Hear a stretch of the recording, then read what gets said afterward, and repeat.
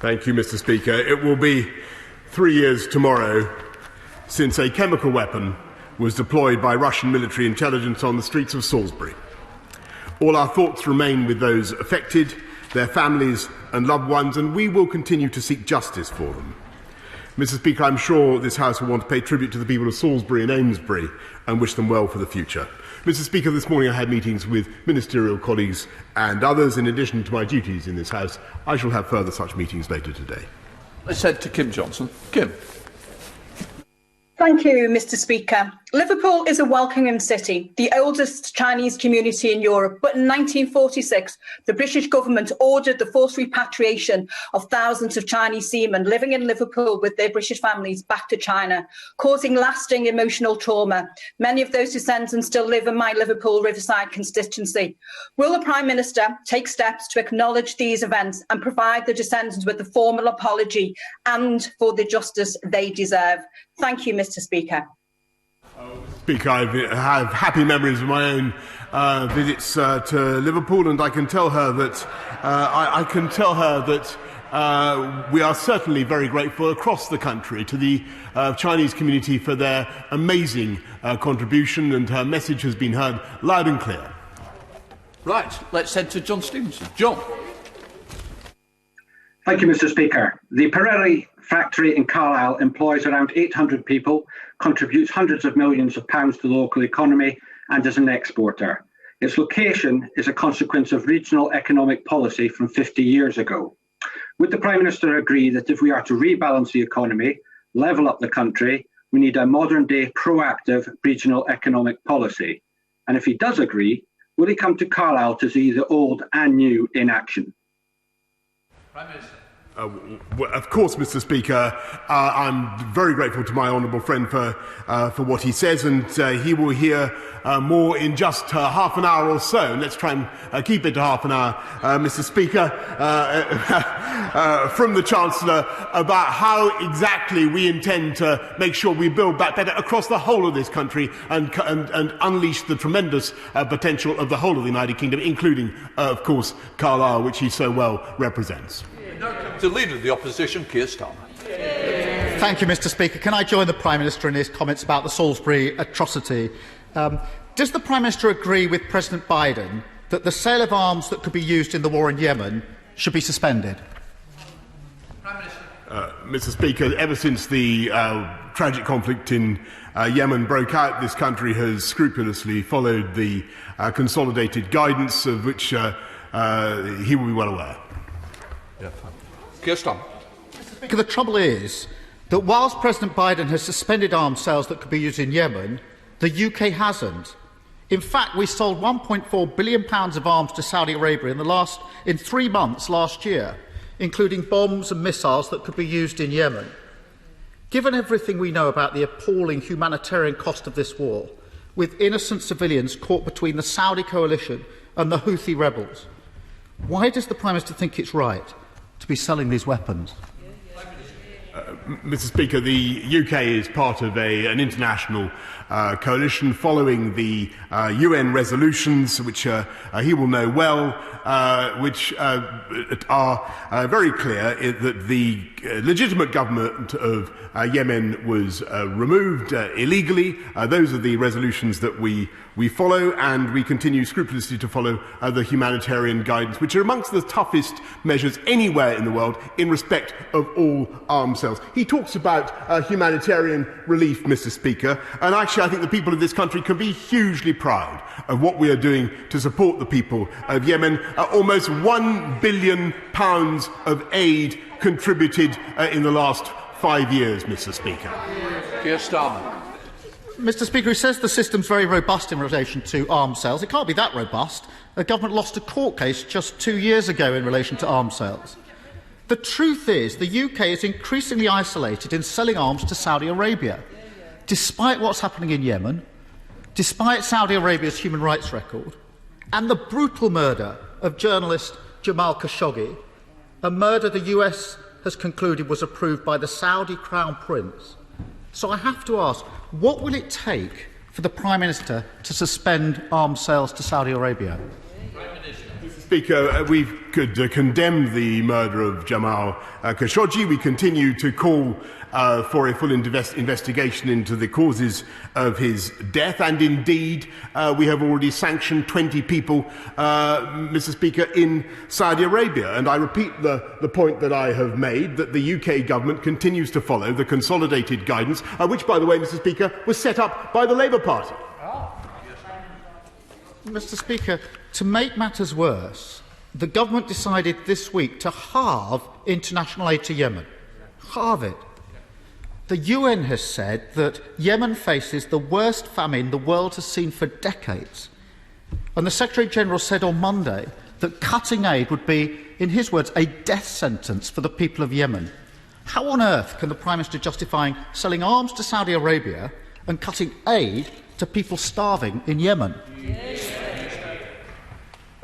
Mr. Speaker, it is under this government that we have increased aid spending to the highest proportion in the history of our country. And yes, it is true that current straitened circumstances, which I'm sure the people of this country understand, mean that temporarily we must reduce aid spending. But that does not obscure the fact, Mr. Speaker, that when it comes to our duty to the people of Yemen, we continue to step up to the plate. A contribution of £214 million for this financial year. There are very few other countries in the world, Mr. Speaker, that have such a record, that is setting such an example in spending and supporting the people of Yemen. Keir Starmer. This week, the government halved our international aid to Yemen.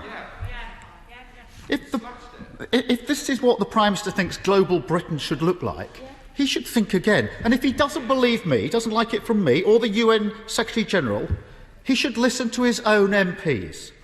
Just this morning, the Conservative MP for Bournemouth East said, cutting support to starving children is not what global Britain should be about. It undermines the very idea of the UK as a nation to be respected on the global stage. And the honourable member for Sutton Coldfield said this was unconscionable. Will the Prime Minister now do the right thing and reconsider this urgently?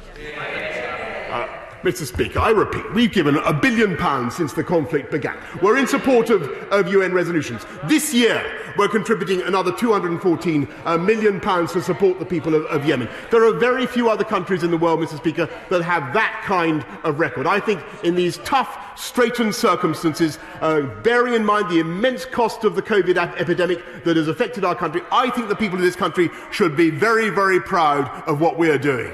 Keir Starmer. Mr. Speaker, Britain should be a moral force for good in the world. But just as the US is stepping up, the UK is stepping back. If the Prime Minister and Chancellor are so determined to press ahead with their manifesto-breaking cuts to international aid, cutting the budget to 0.5%, they should at least put that to a vote in this House. Will he have the courage to do so? Prime Minister. Mr. Speaker, we are going to get on with our agenda of delivering for the people of this country and spending more than virtually any other country in the world. By the way, spending more still than virtually any other country in the G7 on aid. It's a record, I think, of which this country can be proud. Given the difficulties that this country faces, Mr. Speaker, I think that the people of this country will think that we've got our priorities right. He can't work out, Mr. Speaker, what his priorities are. 1 minute he's backing us on the roadmap. The next week he's turning his back on us. 1 week, well, he can't even address a question on the issues of the hour. He's going to have he could have asked anything about the coronavirus pandemic, Mr. Speaker. Instead, he's consecrated his questions. Entirely to the interests of the people of Yemen, Mr. Speaker. We are doing everything we can to support the people of Yemen, given the constraints that we face. We're getting on, Mr. Speaker, with a cautious but irreversible roadmap to freedom, which I hope that he will support. And very shortly, Mr. Speaker, you will be hearing a budget for recovery. I think I already know most of it. Dr. Liam Foulkes. Thank you, Mr. Speaker. My right honourable friend will be aware that when devolution was established in Scotland, there was no separate Scottish civil service created. We have a UK civil service with UK ministerial oversight. Given the turmoil in Scottish politics, will he then confirm that any civil servants who feel pressurised to behave inappropriately have a mechanism to seek redress beyond the ministers to whom they are immediately answerable.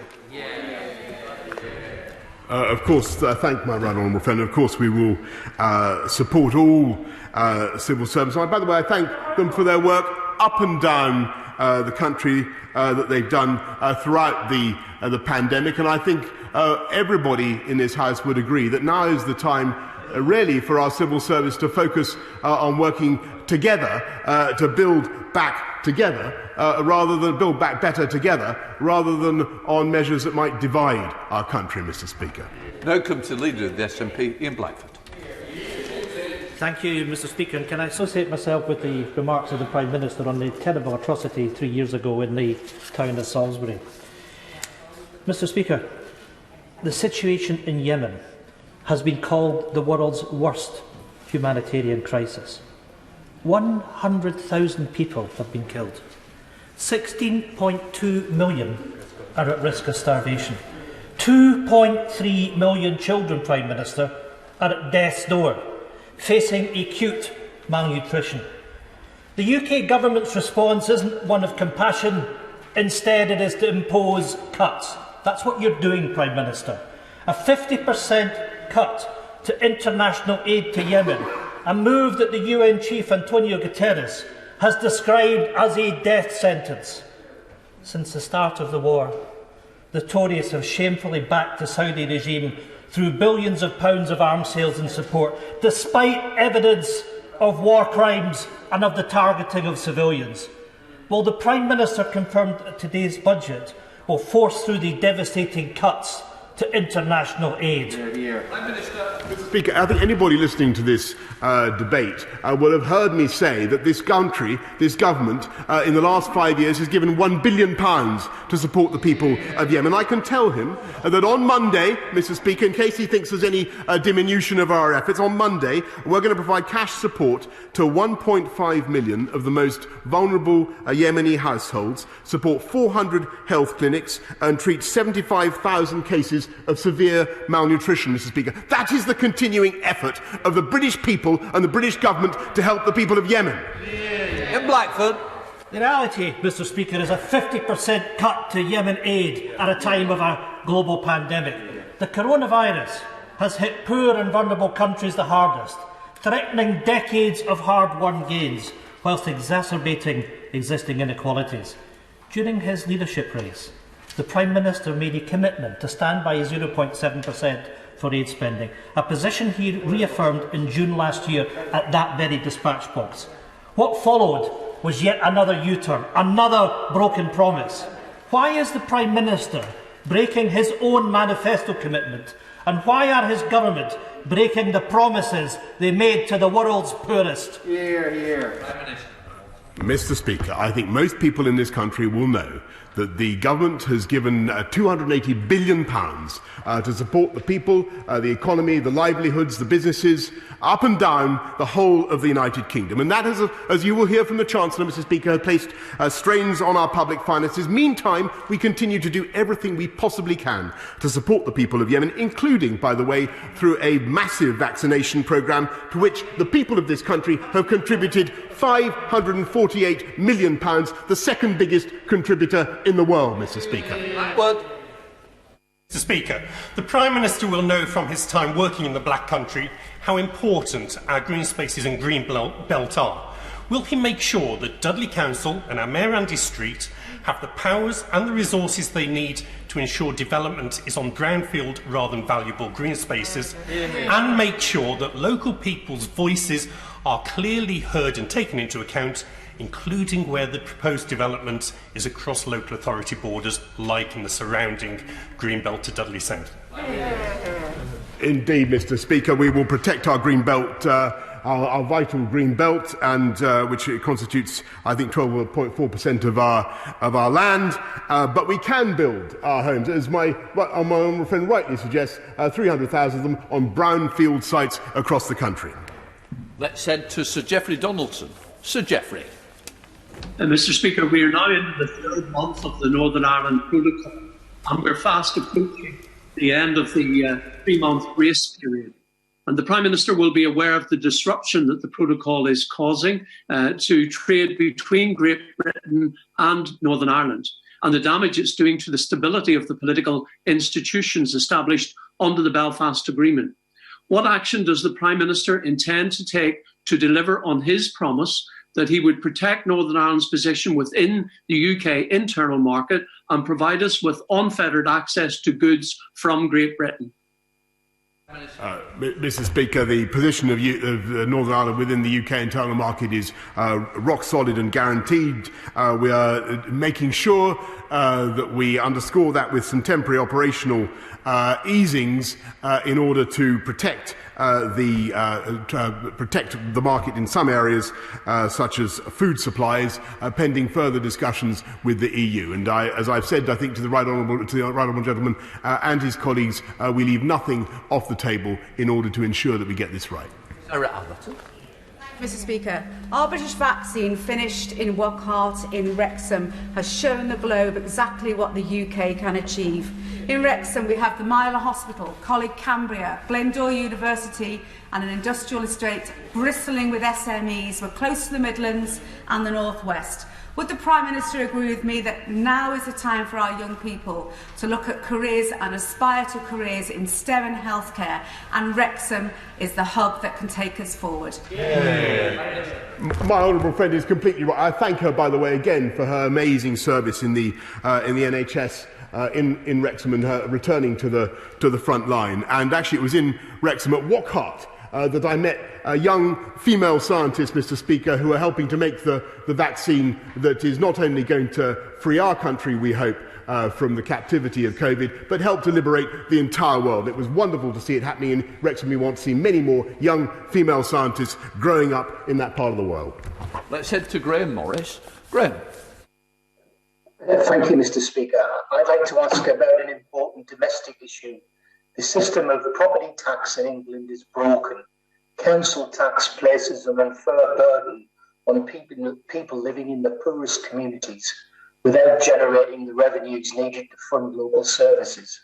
So does the Prime Minister agree that a proportional property tax, as proposed by the Fairer Share campaign, would create a transparent property taxation system, generate revenues local government needs, and ease the tax burden on hard-pressed families across the country, including in my constituency of Easington? Mr. Speaker, with great respect to the honourable member, what the country needs are councillors that charge you less whilst delivering better services. And if you look across the country, you can see that it's overwhelmingly Conservative-run councils that do that, Mr. Speaker. The right honourable gentleman opposite laughs, and Mr. Speaker, Westminster, they kept council taxes low. In Camden, where he lives, it's 3 times as high. That's the difference, Mr. Speaker. Sir David Amess. Last Friday, my constituent, Mr. Luke Belfield, who was aged just 18, was stabbed to death just a few miles from his family home. This has been horrendous for his family and his friends who've been left behind, and my heart goes out to them all. What more does my right honourable friend think that the police, society and Parliament can do to make sure that there never will in the future be such senseless murders again? Mr. Speaker, I sympathise very much with Luke's family and his friends, and there's nothing I can say to alleviate their loss. But what we are doing, Mr. Speaker, is recruiting many more police officers to fight crime, rolling up the county lines, drugs, gangs, wherever we can, and setting out plans to keep serious sexual and violent offenders behind bars for longer. And I can tell the House that we've now got 6,620 of our target extra 20,000 police already recruited. Patrick Grady. Mr. Speaker, we know that the Prime Minister is the proud leader of a British nationalist party, and he says that his no to another independence referendum in Scotland is final. So why are his colleagues in Scotland distributing leaflets that say a vote for the Tories is a vote to stop an independence referendum? If a vote for the British nationalist Tories in Scotland must be accepted as a legitimate vote against a referendum, surely a vote for the SNP in May must be respected as a mandate for putting Scotland's future in Scotland's hands. Yes, Mr. Speaker, I'm delighted to hear a sort of acceptance there that he's running a nationalist party. If that's what he was saying, because I'm afraid I agree with that. They're not in respect of the whole of this country. But I think most people will think it extraordinary that they're talking about another referendum. The Labour Chief Whip is nodding quite rightly when actually what the people of this country want to see is us working together as one united kingdom without further constitutional upheaval to get through the pandemic and build back better. Sara Britcliffe. Thank you, Mr. Speaker, and can I firstly just say how great it was to welcome my right honourable friend to Accrington last week, and I'm sure the Prime Minister will join me in thanking both the staff and pupils at Accrington Academy for making our visit such a welcoming one. As you'll know, Mr. Speaker, my constituency was at the heart of the first industrial revolution, and we're ready to lead in the new green industrial revolution and level up once and for all. So on that note, will my right honourable friend commit to supporting my campaign to rejuvenate our high streets and town centres across Hindburn and Haslingden? Mr. Speaker, I congratulate my honourable friend on her campaign. It was great to be in Accrington, and I hope that she'll be hearing even more shortly from my right honourable friend, the Chancellor, about what we can do to support the Towns Fund and other measures to help Accrington and places across the whole country, Mr. Speaker. We're now heading up to Amy Callaghan. Oh no, I do welcome back again. Good to see you. Amy Callaghan. Thank you, Mr. Speaker, and I'd like to thank you and members across the House, including the Prime Minister, for your well wishes during my illness. Mr. Speaker, the Prime Minister had previously guaranteed there was no threat to the Erasmus scheme as a result of Brexit. We now know that charities such as Stand International in my constituency, who participate in the programme, are set to lose 96% of their funding as a result of the UK Government's decision to pull the plug on Erasmus+. Can the Prime Minister guarantee that charities will receive match funding under the new Turing scheme? And will he agree to meet with me and representatives from Stand International to ensure no young person in East Bartonshire gets left behind as a result of Brexit? I'm sure I speak for everybody when I say how much I welcome the Honourable Lady back to PMQs. It's great to see her back, Mr. Speaker. And I do give her this assurance that I think the Turing scheme will be better and it will deliver exactly what she wants, because I think if there was a criticism of the Erasmus schemes, it tended to favour higher income households. We will do everything that we can with the Turing scheme to reach out to give opportunity to people from disadvantaged backgrounds. That is what we intend to do. Thank you, Mr. Speaker. My right honourable friend has taken a strong personal interest in the tragic story of my constituent Harry Dunn. So can I ask him, will he please continue to do everything in his power to reassure Tim and Charlotte, Harry's parents, and all their family, that he will try to persuade President Biden to deliver justice for Harry? I thank my right honourable friend, and she's completely right to continue to raise the case of Harry Dunn, and we sympathise deeply with his family. It's a case that we continue to raise at the highest level, and I know that my right honourable friend, the Foreign Secretary, has only just raised it now with Tony Blinken, US Secretary of State. Let's head to Beth Winter. Beth. Thank you, Mr. Speaker. Rhondda Cynon-Taf, where my constituency of Cynarfalli is located, has the third highest COVID death rate in the UK, due mainly to inequality, poverty and chronic underfunding. This UK government has an appalling record on providing Wales with even a fair share of UK spending, let alone the funding needed to level up. 11 years of Tory austerity cuts destroyed the capacity of our public services to withstand the pandemic, and now he plans to bypass the democratic structures in Wales. My constituent Lyndon has a question for the Prime Minister. What will it take for him to stop ignoring the South Wales valleys? Mr. Speaker, I'm afraid I disagree profoundly with the implication of what she is saying, and indeed with what her constituent Linda is by implication asking, because this government continues to give massive support through the Barnett formula and elsewhere. I think through Barnett alone it's £2.4 billion, and there is now more coming, Mr. Speaker, through the Levelling Up Fund and other means. And it's thanks to the UK government that the furlough scheme has supported 3,400 jobs in her constituency alone, Mr. Speaker, and that is one of the advantages of the United Kingdom. Let's go to Andrew Bowie. Andrew. Thank you very much, Mr. Speaker. Only this week, the government once again demonstrated its commitment to the energy industry, jobs in the northeast of Scotland as a whole, with over £30 million committed to creating a green energy transition zone and a global underwater hub. But would my right honourable friend therefore go further and support this most vital industry, vital to developing the energy technologies of the future, based, he will agree, in the greatest part of the country, transitioning to net zero with a long-awaited energy transition deal, which will help transform the oil capital of Europe into the green energy centre of the world? Well, Mr. Speaker, I really congratulate my honourable friend on his last-minute lobbying. He's only got a few minutes to wait before he may hear something to his advantage. Let's go to Carla Lockhart. Carla. Thank you, Mr. Speaker. Prime Minister, in an interview with Sophie Ridge broadcast on the 8th of December 2019, you pledged there would be no checks on goods going from NI to GB or from GB to NI. While this has proven more challenging to deliver in practice, would you wish to take this opportunity to encourage ministers in Northern Ireland to do all they can? Order. Unfortunately, I'm not responsible, and you is not something that we should be using. My humble apologies.